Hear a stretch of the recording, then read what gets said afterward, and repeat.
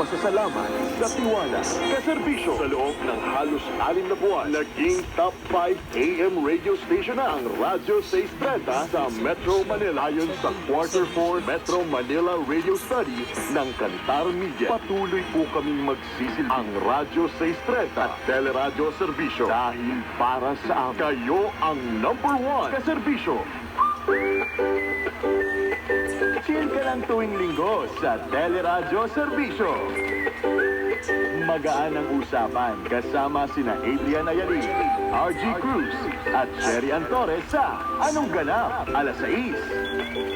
Easy ang usaping trabaho kasama si Danny Bonapé sa Aprubian, alas 8.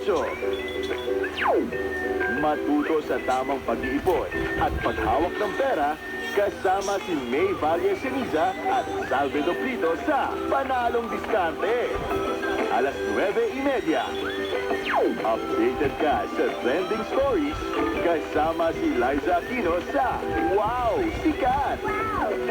Alas 11. No Stress Sunday dito lang sa Teleradyo Serbisyo at Radyo 630. Ang puntahan ng bayan.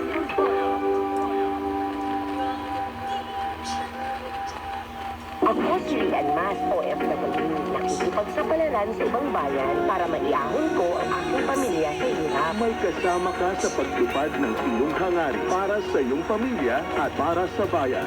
WPL Radyo 630. Ito ang DWPM 630 para sa mamamayan. Katotohanan sa likod ng krimen ang aming alamin at ating siyasabi sa Spot Report. Spot Report. Ayan ha, salamat sa mga bumalik. Kanina talagang lutang-lutang pa ng kaunti. Ano? Kasi galing naman kasi sa trangkaso, Boss Jerton, kaya ganun. Kaya sabi ko, wag babalik. Pero salamat po sa mga bumalik kasama ko ha. Eto muna mga kaserbiso. Salamat po sa inyong tiwala at suporta at alam nyo po dahil sa inyo, pasok po ang Radyo 630 bilang top 5 AM radio station sa Metro Manila sa loob lamang ng halos 6 na buwan na tayo ay nagsimulang mapakinggan sa Himpapawid. Ayon po ito sa Quarter 4 Metro Manila Radio Study ng Kantar Media. Patuloy po kami magbabalita at magseserbisyo dito sa Radyo 630 at Teleradyo Serbisyo. Mga salamat po ha, mga kaserbisyo. Yan.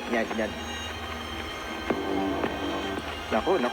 Maraming salamat po talaga ha. Imagine, 6 months lang, Boss Jerton. Top 5 ha. Matindi. Kumbaga, pasok sa playoffs yan, ano? Pagka sa NBA. Tama ba? Pasok, ano?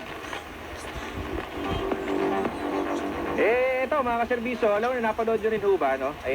Sinusubukan lang ho naming tawagan ang pamunuan ng Manila Police District dahil kung inyong napanood din, yung nag-trending din ito nung nakaraang, nag-trending din siya, nangyari yan January 17.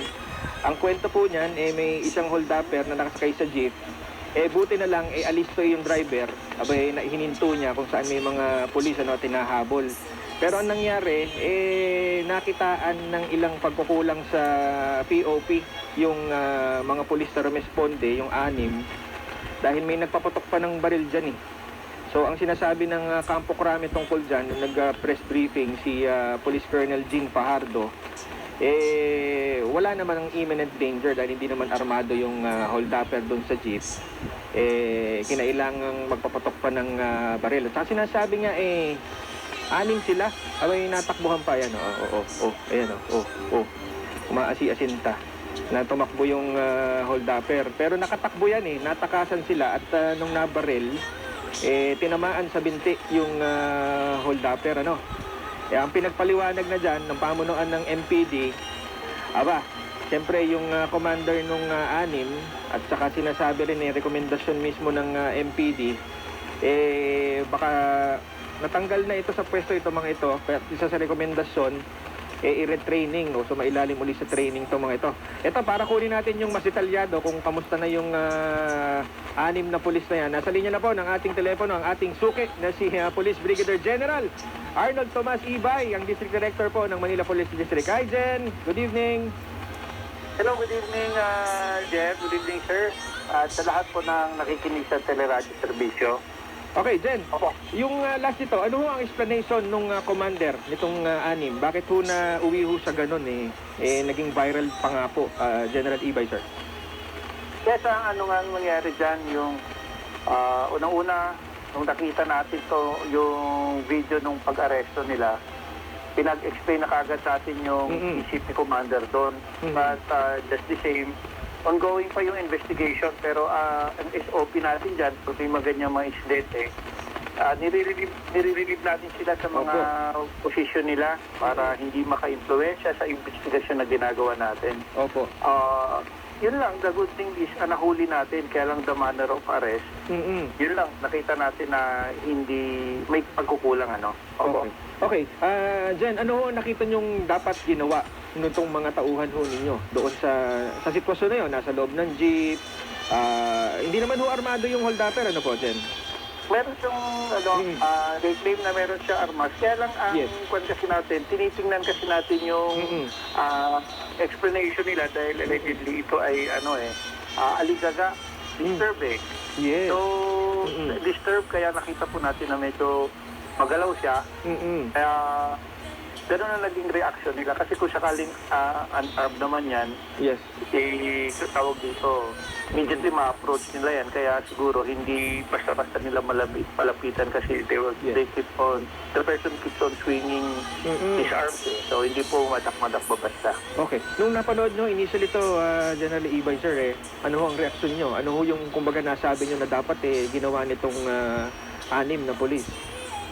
But tinawagan ko yung station commander, tinanong ko if nagkaroon ba ng negotiation, sakaling kinakausap nila. Yung kinakausap na, initial na sinabi ng mga pulis natin, kinakausap naman nila. Kaya lang parang hindi naman nakikinig sa kanila sa masyado sa pakiusap. Ano? But we're waiting for the formal affidavit or explanation. At ongoing na rin po yung investigation natin dito. Kasi unang-una, nirelieve na natin lahat ng mga pulis na involved dito. Opo. And hinintay lang natin yung recommendation ng ating chief investigator kung ano yung lapses na pwede nilang makita, and then they will be charged accordingly. Okay. Administrative. Yung pagpaputok po ng barel, General Ibay, yun ho ba tingin niyo proper? May need na ho ba na magpaputok ho ng barel nung mga panahon na yan? Ang pagpuputo kasi ng baril kasi unang-una is it's a judgment call, ano? Yes. If your life is being threatened, ganon, you're being assaulted, apelo po kung ganon, no? Assaulted ka, talagang bubunod ka para i-neutralize mo yung threat, no? O ganun po ang talagang SOP po natin dyan. Kaya tinitingnan natin kung sa investigation kung commensurate pa yung force na ginamit natin. That is the part of the investigation being conducted. Yun nga, kasama po ito. Mabuti na lamang po dyan, wala hong, kumbaga, walang tinamaan na iba. At confirmed ho ba yun, tinamaan itong holdapper sa bintik? Yes, sa paa. At arestado naman to. Siguro we can come up with the report or conclusion of the investigation by next week po. Pero kung sakali po dyan, ano po ang mga recommendation nyo for, ito po isasailalim sa retraining after yung thorough investigation dito sa nangyari? Ano ho sila, saan ho sila i-retrain? Doon sa mga negotiation ba yan? Sa mga ganyan po?